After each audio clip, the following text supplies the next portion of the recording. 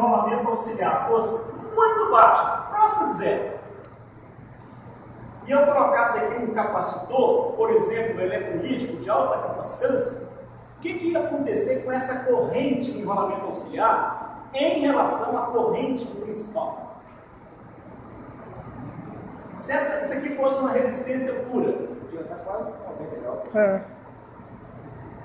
se isso fosse uma resistência pura e tivesse um capacitor aqui, a resistência vai provocar uma dinâmica de defasamento também que não chegaríamos ao vento. Mas vamos imaginar que ele fosse uma resistência baixa com uma capacitância baixa. Essa corrente desse enrolamento seria quase que 90 graus avançada. Então, essa corrente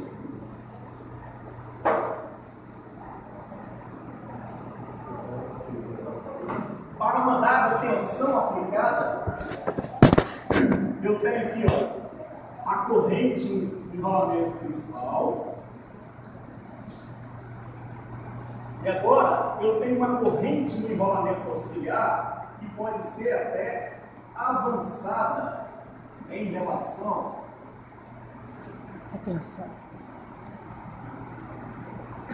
ao V1 e muito adiantada em relação ao I1. V. Quanto mais adiantada for essa corrente em relação ao I1, melhor. Só que, para que essa corrente seja muito adiantada em relação ao I1, o capacitor tem que ser muito... Hein, pessoal? O capacitor em série combina tem que ser muito alto ou muito baixo? Muito alto. Alto. Capacitância alta. Só que se ele for de capacitância alta, para essa corrente ser muito capacitiva, muito adiantada, ele tem que ser, aquele ramo auxiliar, ele tem que ser muito capacitivo e pouco indutivo. Mas se ele for pouco indutivo, o que acontece? Gera fluxo. Gera fluxo. O objetivo é o fluxo. Só que, se eu colocar uma bobina com muitas espiras, ou seja, muito indutiva, vai gerar muito fluxo, mas a corrente não adianta. Eu quero que ela seja alta e adiantada. Então eu tenho que achar um ponto ótimo. Então, eu vou determinar uma capacitância para levar essa corrente a um ângulo próximo de 80 graus em avanço em relação à corrente principal. Então eu calculo a indutância, a resistência da bobina, eu defino o tipo de fio que eu vou utilizar, de tal forma que eu consiga esse ângulo. Aí, ao invés de ter um torquezinho assim, quando não tem capacitor, é só uma bobina mais resistível, eu passo a utilizar uma curva assim. Aliás, a curva não é assim. A curva é assim.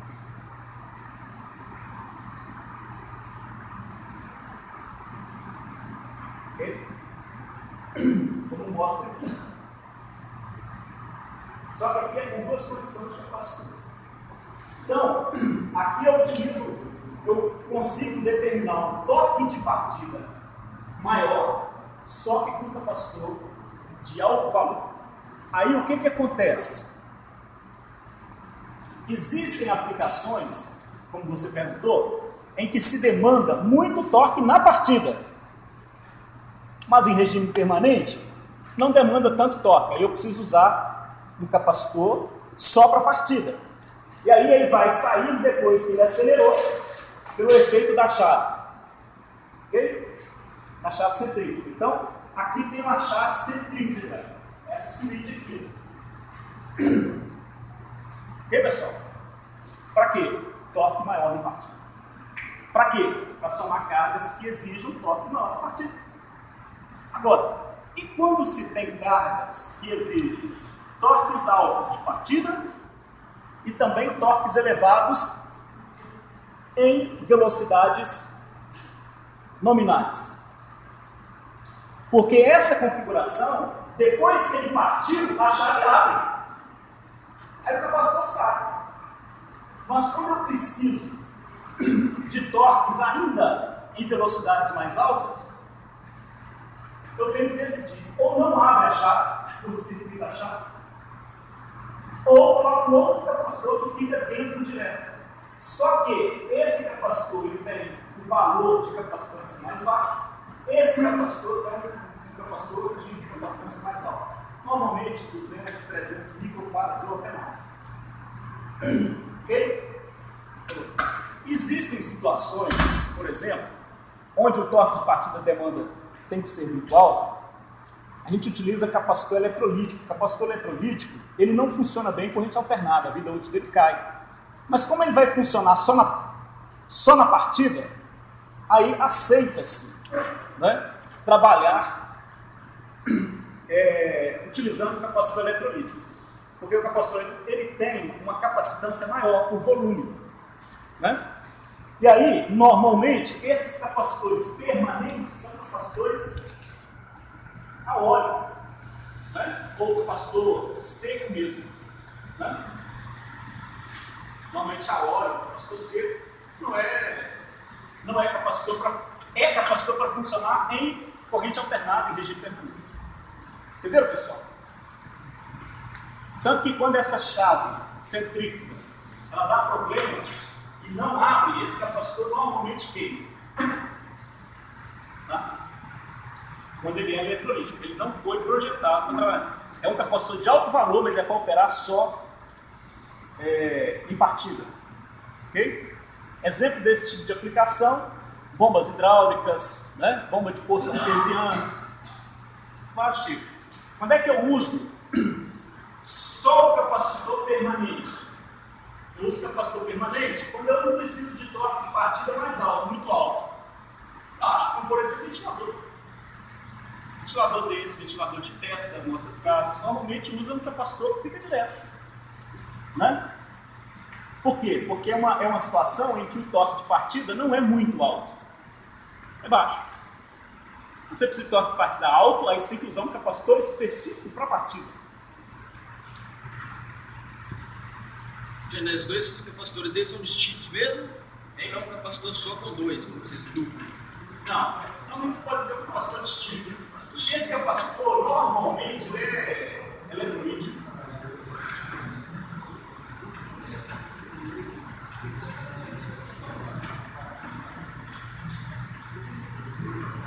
O Genésio.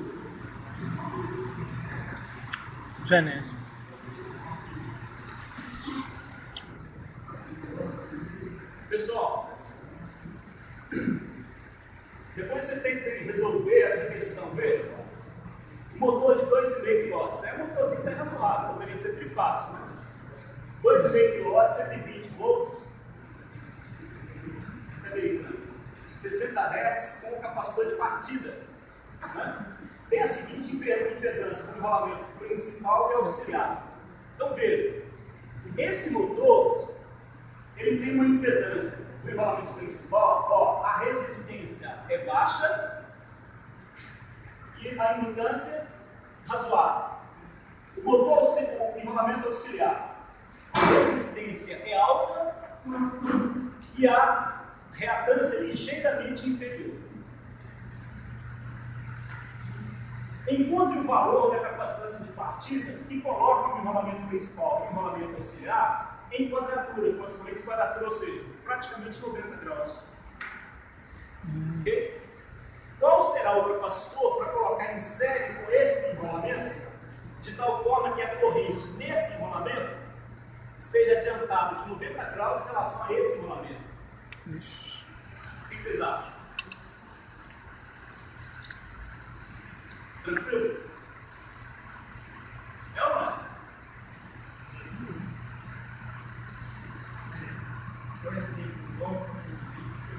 É esse, né? É esse. Se eu tenho uma tensão de 120 volts, qual o valor da corrente e o seu defasamento do enrolamento principal? Qual o valor da corrente e o seu defasamento do enrolamento auxiliar? É tantos amperes com tantos graus, né? O que eu tenho que fazer com essa parte imaginária de tal forma que a corrente chegue a 90?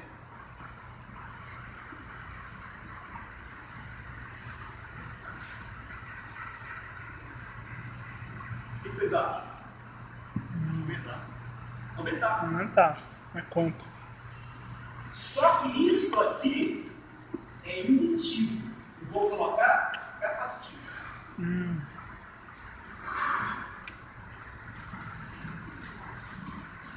Esse é o exemplo. Depois vocês vão olhar para o exemplo 9.1.